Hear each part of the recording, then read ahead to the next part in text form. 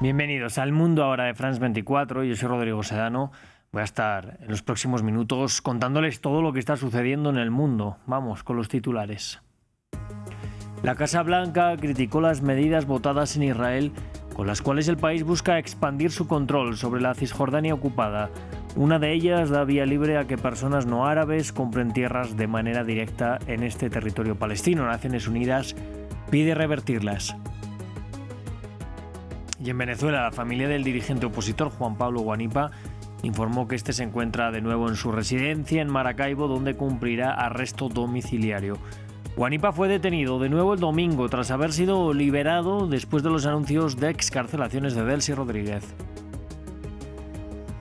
Y el Parlamento Europeo aprobó 2 leyes que endurecen la política migratoria del bloque, inspiradas en la política italiana de expulsión a terceros países considerados como seguros, entre ellos Colombia, Egipto, Marruecos o India. Derecha y extrema derecha se alinearon para aprobar estas leyes. Bueno, en nuestra crónica de economía vamos a hablar del juicio contra Meta y Google que inició en Estados Unidos. Estas firmas son señaladas de diseñar deliberadamente sus productos para causar adicción en los niños. Los detalles en unos minutos con nuestra compañera Daniela Blandón. Vamos a tener también revista de prensa, vamos a revisar los titulares de Ecuador, porque el alcalde de Guayaquil, Aquiles Álvarez, fue detenido junto a otra decena de personas en el marco del caso Goleada. El correísmo denuncia que se trata de una persecución política. Lo vamos a repasar también en breve con Dacil Lanza, pero primero vamos con el informativo.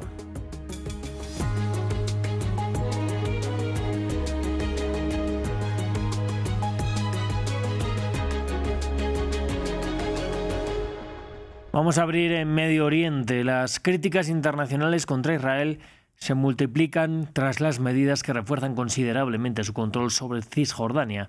Una de ellas da vía libre a que personas no árabes compren tierras de manera directa en este territorio palestino. En Cisjordania viven 3 millones de palestinos junto a unos 500.000 israelíes. Parte de la comunidad internacional teme una anexión de este territorio ocupado desde 1967. Vamos a verlo. Sin duda, era la reacción más esperada.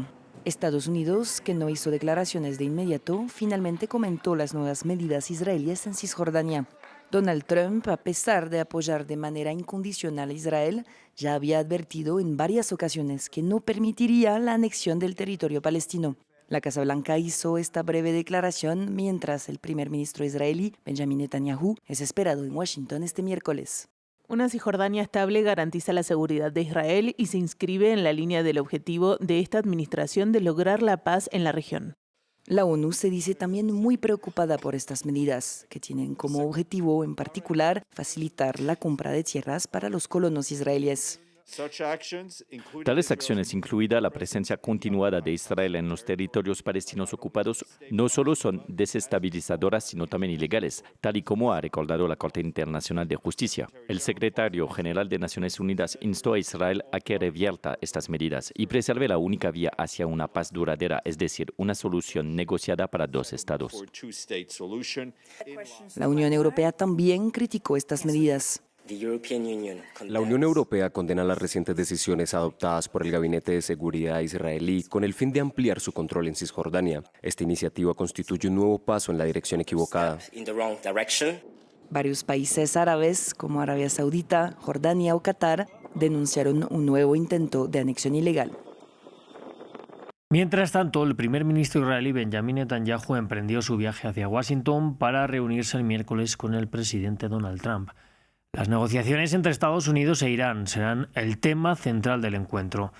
En la otra orilla, el gobierno de los ayatolás dice querer seguir negociando con la Unión Americana y pidió a la Casa Blanca desmarcarse de la influencia israelí. Diego Bazzani nos trae los detalles. Israel perfila su punto de vista sobre las negociaciones con Irán. Este martes, al momento de partir hacia Washington para entrevistarse con Donald Trump, el primer ministro Benjamin Netanyahu declaró que en el centro de la agenda estarán los intereses de su país con respecto a las charlas entre la República Islámica y Estados Unidos. En este viaje discutiremos una serie de temas, Gaza, la región, pero por supuesto, ante todo, las negociaciones con Irán. Le presentaré al presidente nuestras opiniones sobre los principios de las negociaciones, principios que considero importantes no solo para Israel, sino para cualquiera en el mundo que desee la paz y la seguridad en Oriente Medio. Entre tanto, desde Teherán, el gobierno de los ayatolás informó que los diálogos con Estados Unidos realizados en Omán se centraron en el panorama general y advirtió que una de las dificultades para negociar con la Casa Blanca es su estrecho vínculo con Israel. Uno de los problemas fundamentales de la política exterior estadounidense en la región de Asia Occidental es precisamente su alineamiento y obediencia en las exigencias del régimen sionista, que sabemos que ha sido el principal impulsor de la inseguridad y los problemas de seguridad en nuestra región durante las últimas 8 décadas. A su vez, según el ejecutivo iraní, el asesor del líder supremo, Ali Larijani, viajó a Omán este martes para hacer seguimiento a las consultas regionales. Posteriormente, el enviado de los ayatolás se dirigirá a Qatar en búsqueda de apaciguar el temor de varios países de la región de una posible guerra entre la República Islámica y Estados Unidos. Entre tanto, en la Franja de Gaza, nuevos ataques aéreos y disparos por parte de Israel han matado a otros 5 palestinos este martes. Así lo han indicado fuentes sanitarias del enclave en medio de un cese al fuego que cumple 4 meses entre continuos incumplimientos por parte de las fuerzas israelíes. 2 de los muertos circulaban en bicicleta eléctrica en Deir al-Balá, en el centro del enclave, según han dicho los médicos. Allí mismo un dron mató a una mujer y en Han Yunis tropas mataron a tiros a un hombre. Otro hombre murió en Jabalia. Vamos ahora a Venezuela, porque ya se tienen noticias sobre el paradero del opositor Juan Pablo Guanipa. A través de una publicación en la red social X, su hijo Ramón confirmó que este se encuentra en su casa de Maracaibo, donde cumple casa por cárcel. El mensaje se conoce 2 días después de que Guanipa fuera detenido, tan solo horas después de haber sido excarcelado. Confirmo que mi papá, Juan Pablo Guanipa, está en mi casa en Maracaibo. Estamos aliviados de saber que mi familia estará junta pronto. Aprovecho para agradecer en nombre de mi familia al gobierno de los Estados Unidos, al presidente Donald Trump y al secretario de Estado Marco Rubio por su labor a favor de la libertad de Venezuela y de todos los presos políticos. Mi papá sigue injustamente preso porque casa por cárcel sigue siendo prisión y exigimos su libertad plena y la de todos los presos políticos. Entre tanto, la Asamblea Nacional de Venezuela aplazó la sesión de este martes en la que se preveía la aprobación de la ley de amnistía. Esta se traducirá en la liberación de todos los presos políticos en medio de fuertes presiones de Estados Unidos. El jueves vuelve a haber sesión de la Asamblea, si bien no se ha confirmado la agenda por el momento. En un encuentro con familiares de presos, Jorge Rodríguez, presidente de la Asamblea, les dijo que cuando se firme la ley todos saldrán de la cárcel. Vamos ahora hasta Europa. Allí el Parlamento Europeo adoptó hoy una nueva ley para facilitar la expulsión de migrantes hacia terceros países considerados como seguros, entre ellos Colombia, Egipto, Marruecos o India. Una nueva señal del endurecimiento de la política migratoria en el viejo continente. Nuestra corresponsal en Bruselas, Esther Herrera, nos lo contaba previamente.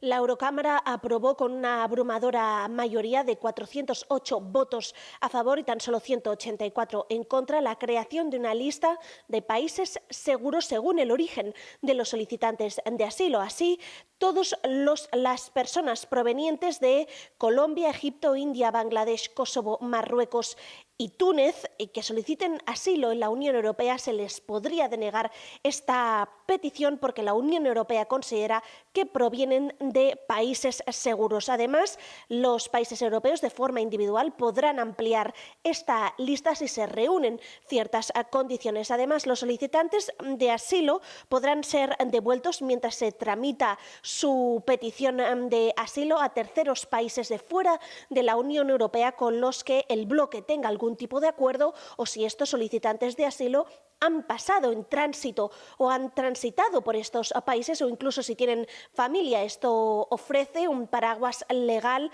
a la creación de centros de asilo de fuera de la Unión Europea, como ya intentó hacer la primera ministra italiana Giorgia Meloni en Albania. Este reglamento es una muestra clara del endurecimiento de la política migratoria de la Unión Europea en los últimos años, a pesar de que los datos confirman una tendencia claramente a la baja en los últimos años, en que las solicitudes de asilo, por ejemplo, en 2025, según los últimos datos, se redujeron más del 20% el año pasado. La votación de hoy salió adelante principalmente por los grupos de la derecha y de la extrema derecha. La cuestión de la migración sigue siendo un tema central para estos grupos, a pesar de que, según las últimas encuestas europeas, la migración no está entre las principales preocupaciones de los ciudadanos comunitarios. Y a propósito del caso Epstein y sus repercusiones en Reino Unido, el primer ministro Keir Starmer dejó claro que no está dispuesto a dejar el cargo en medio de las presiones por haber nombrado como embajador en Estados Unidos a Peter Mandelson, que está relacionado con el fallecido delincuente sexual. El foco se dirige ahora hacia la familia real por la relación del expríncipe Andrew también con Epstein. Nos lo cuenta Lea Aurel.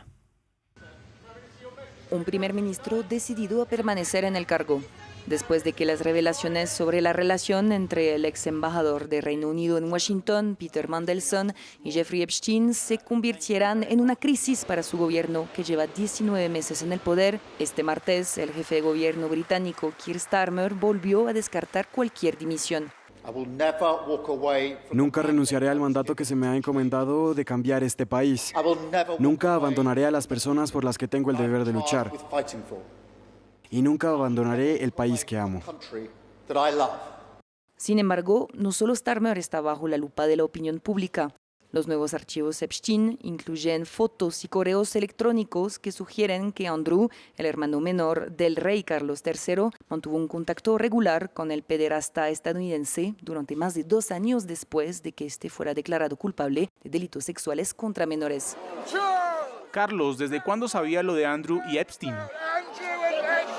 Carlos ya había despojado a Andrew de sus títulos en octubre y el lunes declaró finalmente que está dispuesto en respaldar una eventual investigación de la policía británica. El rey ha dejado claro con palabras y mediante acciones sin precedentes su profunda preocupación por las acusaciones que siguen saliendo a la luz con respecto a la conducta del señor Mountbatten Windsor. Si bien las acusaciones específicas en cuestión deben ser abordadas por el señor Mountbatten Windsor, si la policía de Thames Valley se pone en contacto con nosotros, estamos dispuestos a prestarle nuestro apoyo como es de esperar.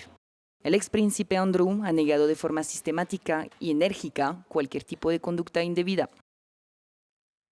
Nos vamos hasta Australia, que cumple 2 meses de su pionera ley de prohibición de uso de redes sociales a menores de 16 años. Un proceso que busca ser repetido ahora por otros países como Francia, Reino Unido y España.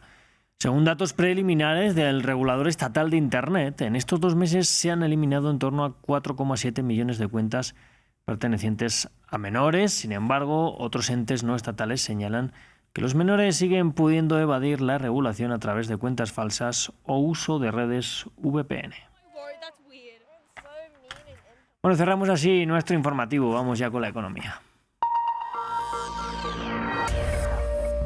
Bueno, pues ya está aquí también en el estudio mi compañera Daniela Blandón para hablar de economía. Dani, bienvenida. Muchas gracias, Rodrigo. Buenas tardes ya. Bueno, buenas tardes ya, desde luego. Vamos a ir hasta Europa, ¿verdad? Porque la Unión Europea está acusando a las redes sociales de Meta, no sé si a X también, algunas de Google, de haber hecho patrones que inducen a que los más pequeños pues se enganchen a las redes sociales. Claro, eso lo ha hecho la Unión Europea, pero la lupa está puesta sobre las redes sociales, no solamente en este bloque comunitario, también en Estados Unidos, en donde Meta, que es la matriz de Facebook, Instagram y WhatsApp, así como YouTube, que es subsidiaria de Alphabet, se defienden en una demanda civil que determinará si son responsables del diseño deliberado de sus aplicaciones para crear adicción en los niños. El juicio inició el lunes en California, en Los Ángeles concretamente, y los demandantes piden que las tecnológicas cambien sus algoritmos. Veamos la ampliación en el siguiente informe. Mientras los abogados de YouTube y Meta llegaban para defender a sus clientes en una demanda civil histórica, los padres que culpan a las redes sociales de la muerte de sus hijos se reunieron frente al juzgado en solidaridad con los demandantes. Si conseguimos demostrar que las empresas de redes sociales son responsables de sus productos defectuosos y sus algoritmos adictivos, entonces podemos empezar a obligarlas a cambiar. La principal demandante, identificada por sus iniciales KGM, tiene 20 años. Era solo una niña cuando empezó a usar Instagram y YouTube y argumenta que su adicción a estas plataformas agravó su depresión y pensamientos suicidas. Su abogado acusó a las empresas tecnológicas de manipular los algoritmos para hacer que los niños tiendan a ser adictos a estas plataformas con funciones como el desplazamiento infinito, la reproducción automática de videos y las recomendaciones.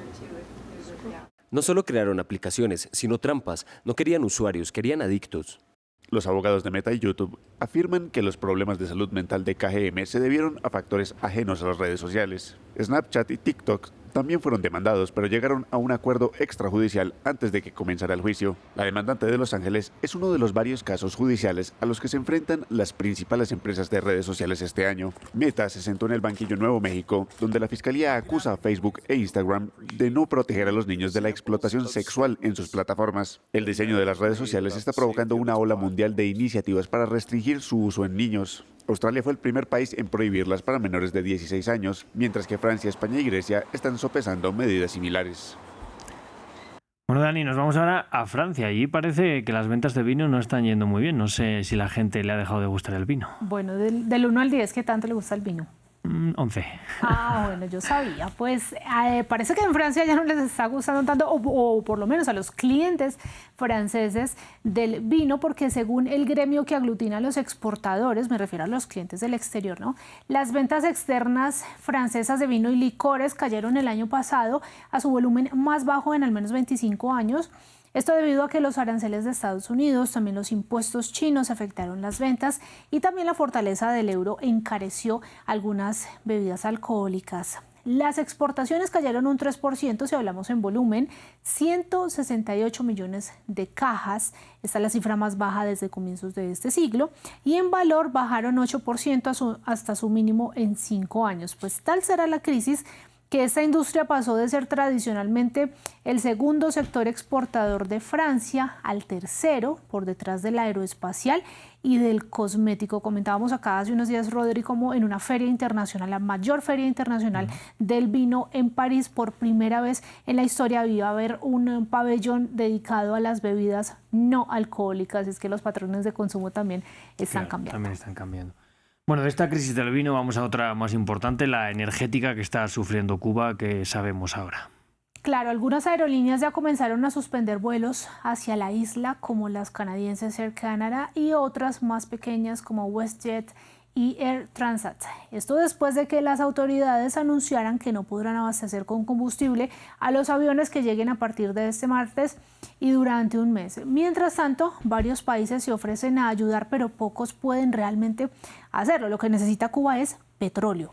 Pero Estados Unidos ha amenazado con imponer aranceles a todo aquel que le suministre crudo a este país. México está en conversaciones, ya suspendieron esas ventas de petróleo a Cuba. Rusia lamentó el lunes una situación que calificó de caótica y China también ofreció su brazo, pero no dejó claro cómo puede contribuir.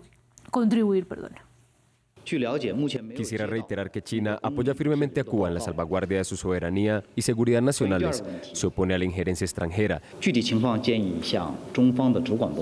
se opone resueltamente a cualquier acción o acto inhumano que prive al pueblo cubano de su derecho a la supervivencia y al desarrollo.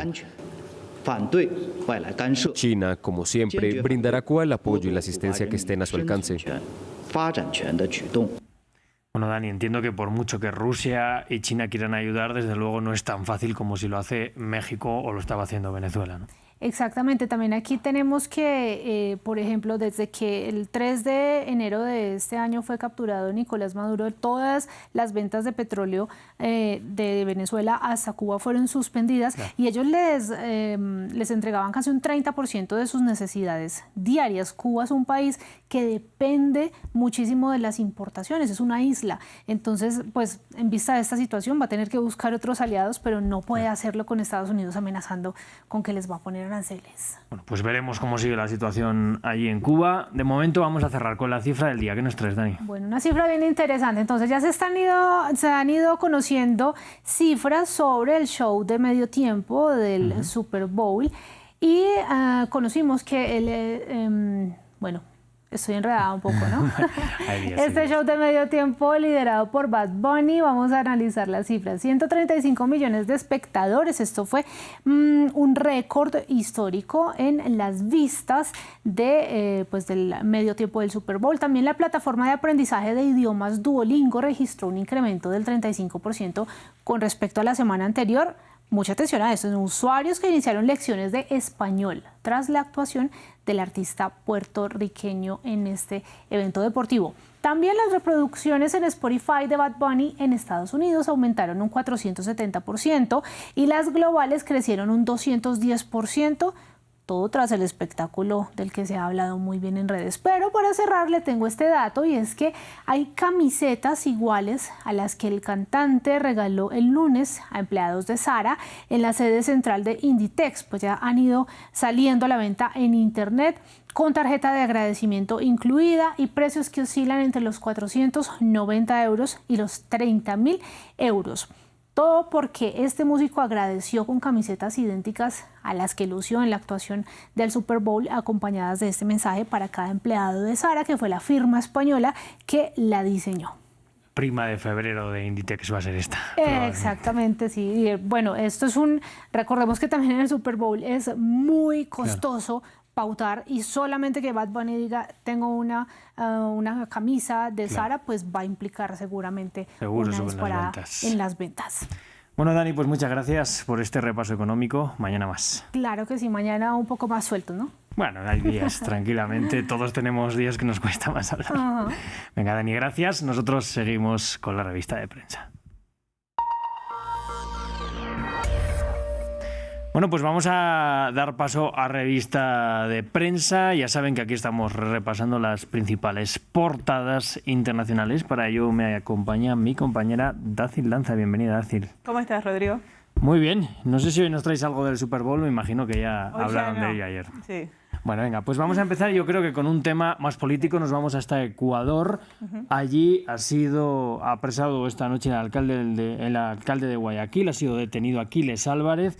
¿Qué es lo que nos cuenta la prensa ecuatoriana al respecto? Tenemos 3 titulares de Ecuador. Empezamos con lo que dice El Comercio, donde informa que Aquiles Álvarez, junto con 2 de sus hermanos, fueron detenidos en Ecuador. Justamente hablamos de quién es el alcalde de Guayaquil, pero también que era vicepresidente del Club de Fútbol Barcelona de Ecuador, hablamos no el español, también empresario del sector hidrocarburífero, y según este operativo que fue llevado a cabo por la Fiscalía General y la Policía Nacional, dicen que es en el marco del caso Goleada. Esto es, digamos, están investigando una supuesta delincuencia organizada, defraudación al fisco, además de supuesto lavado de activos. Decíamos que fue detenido el alcalde de Guayaquil junto con 2 de sus hermanos, entre otro grupo de personas, que en total son 11 los detenidos. Y si bien la Fiscalía no dio mayores detalles de esta causa, lo que sí agrega El Comercio es que la Agencia de Regulación y Control Hidrocarburífero de Ecuador dice que va a presentar más de 180 elementos probatorios en el marco de esta causa. Ya fue trasladado a Quito y dice que allí le van a presentar los cargos, es decir, todavía no están detallados. Y por otro lado, también destacaban los medios como El Comercio de que no llevaba puesta una tobillera electrónica, pero esa tobillera electrónica es en el marco de otra causa, que es el caso AAA por supuesta comercialización ilegal de combustible. Por otro lado, tenemos, Rodrigo, lo que dice la reacción de la oposición del partido, de Álvarez. Hablamos de Revolución Ciudadana, del correísmo. Lo que informa Primicia es que el correísmo reaccionó principalmente en redes sociales, desde el expresidente Rafael Correa hasta, por ejemplo, la prefecta de Pichincha, Paola Pavón, entre otros referentes, la titular de este espacio en la Asamblea Nacional, así como la ex candidata a presidenta por este espacio, Luisa González, quienes hablaron de una persecución política hacia Álvarez y un uso indebido de la justicia.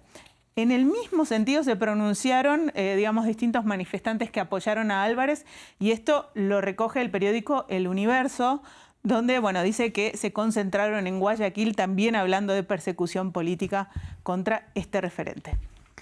Bueno, pues Dácil, muy interesante. Vamos a seguir viendo lo que pasa allí. Después también conectaremos aquí con nuestra corresponsal en Guayaquil, Carolina Mela, que nos lo explicará con más datos todavía. Vamos ahora a hablar de Venezuela. Jorge Rodríguez, el expresidente de la Asamblea Nacional, también hermano de la presidenta interina Delcy Rodríguez, dio una entrevista exclusiva a Newsmax. Es el primer medio internacional que ha entrado, un medio además muy relacionado con el mundo MAGA en Estados Unidos. Ha dejado varios titulares. Es así, eligió este medio para hablar con la prensa internacional, justamente como decías, Rodrigo.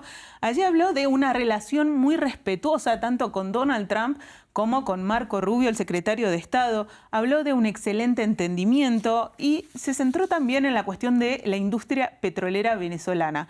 Dijo que, bueno, como es un petróleo subterráneo, no le interesa a nadie, no le sirve a nadie, fueron las palabras que usó Rodríguez, y que por eso alienta la cooperación con Estados Unidos. Dice que tienen una oportunidad de oro. Estas fueron las palabras de Rodríguez.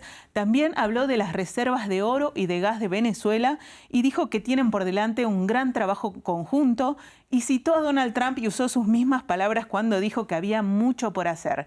En cuanto al plano político, de la política interna de Venezuela, lo que dijo fue que, bueno, después de 2 décadas de polarización con la oposición y además que tienen que ir hacia un entendimiento, y que justamente se pronunció también algo muy sensible con respecto a las elecciones. Dijo que no tienen previsto realizar elecciones en el periodo inmediato. Fue bastante vago en la definición, pero dijo en el periodo inmediato no tienen previsto organizar elecciones, que la prioridad ahora es la estabilidad de Venezuela. Bueno, una oportunidad de oro negro seguro que van a tener ahí de relacionarse ahora con Estados Unidos. Nos vamos precisamente a este país, a Estados Unidos. El New York Times nos habla del paso del ICE por Minneapolis, cómo está afectado a las escuelas, incluso a los programas de recogida de alimento. Hay mucha organización vecinal también, ¿verdad? Es así, Rodrigo, y lo titula de una forma muy sugerente porque dice: familias hambrientas, ICE y redes secretas de distribución de alimentos en Minneapolis. Y se centra en distintas escuelas, pero tenemos para citar un caso de lo que habla el New York Times, por ejemplo, Partnership Academy, una escuela del conurbano, el sector suburbano, digamos, de Minneapolis, donde dicen que justamente el 90% de sus estudiantes son hispanos y que allí desde noviembre que empezaron los operativos del ICE a incrementarse, pero también particularmente desde el 7 de enero cuando agentes del ICE asesinaron a René Wood, el miedo empezó a crecer en la comunidad al punto de que en este colegio, el Partnership Academy, por ejemplo, se nota una ausencia del 60% de sus estudiantes. Afecta no solo a la educación, sino también a la alimentación, porque en estas escuelas se distribuyen alimentos, empezaron a implementar educación a distancia y organizaciones que incluso hablaron en condición de anonimato, hablaron de los esfuerzos para, lo que dice el New York Times, evitar el hambre. Desde escuelas, bancos de alimentos, iglesias, pero también barberías y sex shops que vuelven sus espacios, los espacios de sus casas, sus sótanos y demás, como un lugar de acopio de alimentos para ser distribuidos. Bien extenso este reportaje del New York Times, por lo que podemos ver. Pues lo recomendamos, sin duda, a todos nuestros espectadores. Dacil, vamos a finalizar en tu país, en Argentina. Allí hay sectores de la policía que se han acuartelado. ¿Por qué exactamente? Sí, así es, Rodrigo. La Nación lo recoge en su titular. Dice: un sector de la policía se acuarteló tras una nueva protesta frente a la jefatura de policía en la localidad de Rosario, en la provincia de Santa Fe, una localidad muy asediada por, la violencia del narcotráfico, que tiene niveles, de violencia que no se registran en otras partes del país. Lo que informa La Nación es que justamente hubo una manifestación con reclamos salariales de 20 patrulleros, pero que se terminaron sumando cerca de 60 móviles policiales, sus familiares y allegados, donde, a partir de lo que sucedió la semana pasada, el miércoles, un suboficial de 32 años se quitó la vida en esta provincia y se suma así a lo que la Fiscalía de Rosario informa que pasó desde el año pasado, solo en 2025, se registraron 17 suicidios, es decir, más de un suicidio por mes en el año pasado en esta provincia, nada más en Argentina, y se habla de que no tienen descanso, los salarios son muy bajos, entre otros reclamos. Por otro lado, la provincia informó, las autoridades provinciales informaron que fueron sancionados estos policías que se levantaron, pero que, también hablan de que supuestamente policías exonerados por causas de corrupción se habían plegado a este reclamo que calificaron igualmente de justo. El Destape, otro portal importante de Argentina, más de tinte opositor al gobierno, agrega que en la ciudad de Santa Fe, otra de esta misma provincia, también se vivieron episodios similares. Bueno, pues interesante, vamos a hacerle también seguimiento Hasta la noticia seguramente en los próximos días. Dacil, muchísimas gracias. Gracias, Rodrigo. Venga, mañana más. Nosotros hacemos una muy breve pausa y ya estamos con ustedes.